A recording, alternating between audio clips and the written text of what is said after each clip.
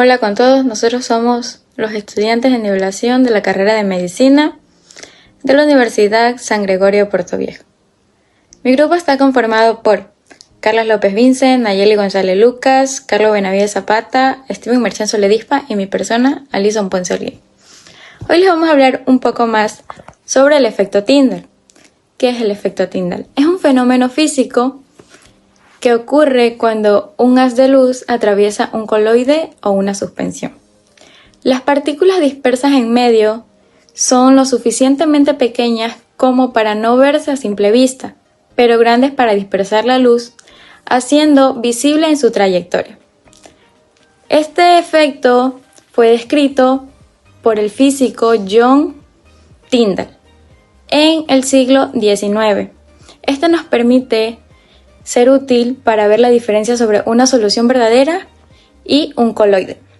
De ejemplo tenemos cuando los rayos del sol o la luz del sol atraviesa el polvo que hay en una habitación. También podría ser cuando la neblina es iluminada por los faros de un carro.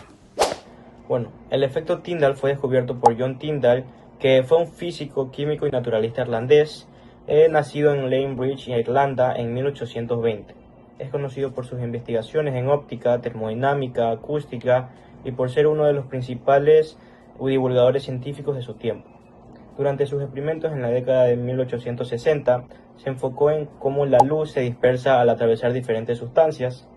Mientras estudiaba partículas suspendidas en gases y líquidos, notó que la luz se volvía visible al interactuar con partículas muy pequeñas.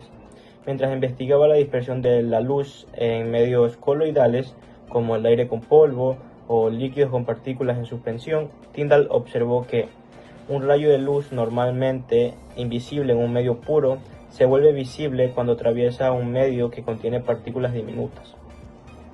Este fenómeno que hoy conocemos como el efecto Tyndall fue importante para demostrar que incluso partículas muy pequeñas pueden afectar el comportamiento de la luz. ¿Qué causa el efecto Tyndall? El efecto Tyndall es causado por la dispersión de la luz al atravesar un medio que contiene partículas coloides o en suspensión, como el humo, el polvo o gotas de agua, lo que hace que estas partículas sean visibles. Como ejemplo de lo que causa el efecto Tyndall tenemos a los coloides. Primeramente, ¿qué son los coloides?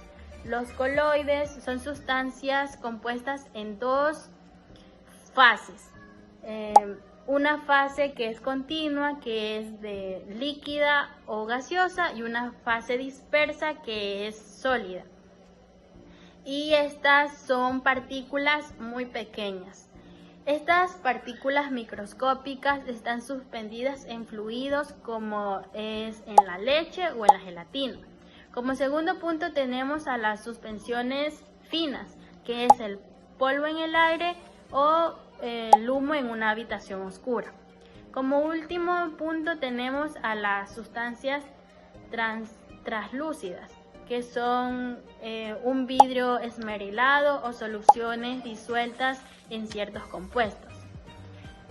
Un ejemplo del efecto Tyndall es cuando encendemos una linterna en un entorno con niebla, la trayectoria de la luz es visible.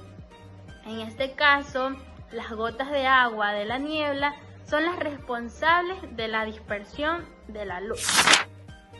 Las soluciones y las suspensiones son mezclas que tienen dos componentes. Su diferencia está en las partículas del soluto. En una solución, esas partículas son aproximadamente del tamaño de las moléculas. En cambio, en una suspensión, son lo suficientemente grandes para que las puedas filtrar. Hay un tercer tipo de mezclas con dos componentes que son llamadas coloides. Las partículas coloides son suficientemente pequeñas para mantenerse en suspensión permanente. Es difícil encontrar la diferencia entre un coloide y una solución a simple vista, pero para eso tenemos un test muy sencillo, el cual necesitamos un vaso de cristal y una linterna. A continuación, mi compañero va a demostrarles. El efecto Tyndall es un fenómeno físico que ocurre cuando las partículas coloidales en una disolución o en un gas dispersan la luz haciéndolas visibles. Para explicar el fenómeno se necesita un recipiente vacío, agua y leche. El recipiente vacío no contiene nada, por lo tanto podemos observar que la luz se pierde, pero si echamos agua y leche,